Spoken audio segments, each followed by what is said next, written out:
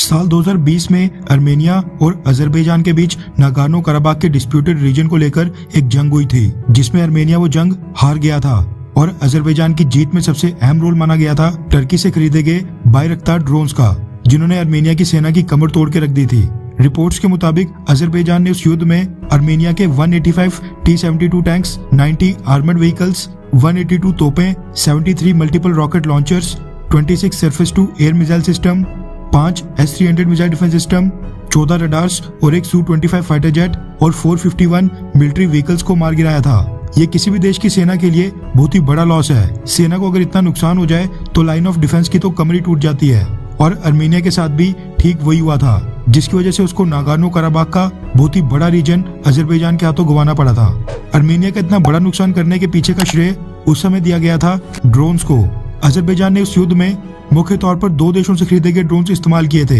एक इजराइल से खरीदे गए कामिकाजी ड्रोन्स और दूसरा टर्की से खरीदे गए बायरक्तार TB2 ड्रोन्स। दोनों में से कौन से देश के ड्रोन्स कितने ज्यादा सक्सेसफुल रहे ये तो सामने निकल कर नहीं आया था, लेकिन अजरबैजान की जीत का मैक्सिमम श्रेय टर्की से खरीदे गए बायरक्तार TB2 ड्रोन्स को ही दिया गया था।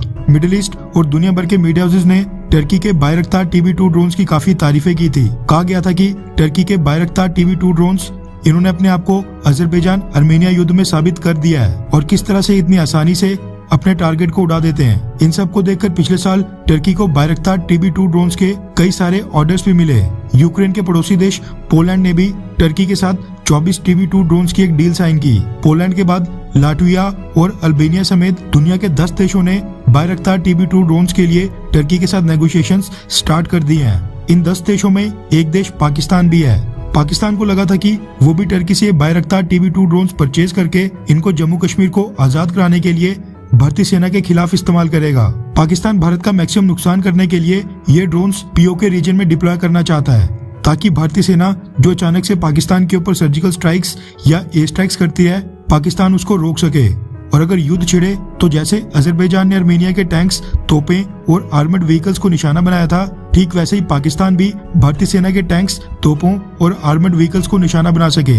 लेकिन अब ऐसा लग रहा है कि पाकिस्तान का ये सपना बिल्कुल भी पूरा नहीं होगा, और जब भारत पाकिस्तान से POK लेने के लिए आगे बढ़ेगा तो टर्की के बायरक्तार TB2 ड्रोन्स भी पाकिस्तान के काम बिल्कुल नहीं आएंगे। इसका सबसे बड़ा कारण छुपा है यूक्रेन रशिया युद्ध में। दरअसल यूक्रेन की सेना भी टर्की से खरीदे गए बायरक्तार TB2 ड्रोन्स ऑपरेट करती है, जो इस समय रशिया के सामने बिल्कुल फेल हो गए हैं। अर्मेनिया और अजरबैजान के बीच युद्ध के बाद यूक्रेन को लगा था कि वो अपने बायरक्तार TB2 ड्रोन्स की मदद से रशिया का भारी नुकसान कर पाएगा, लेकिन मौके के ऊपर जब रशिया के साथ युद्ध शुरू हो गया है, तब ये बायरक्तार TB2 ड्रोन्स यूक्रेन के किसी काम नहीं आ रहे हैं। रिपोर्ट्स के मुताबिक रशिया ने पिछले कल तक यूक्रेन के 4 बायरक्तार TB2 ड्रोन्स मार गिरा दिए हैं, और अभी अनकन्फर्म्ड रिपोर्ट ये भी निकल कर आ रही है कि पिछले 24 घंटों में भी 4 और बायरक्तार TB2 ड्रोन्स मार गिराए जा चुके हैं। यूक्रेन 20 के करीब बायरक्तार TB2 ड्रोन्स इस्तेमाल करता है, जिनमें से 7-8 तो रशिया ने पहले ही मार गिरा दिए हैं। बचे 10-12 भी अगले 2 से 4 दिनों के अंदर सबके सब मार गिरा दिए जाएंगे।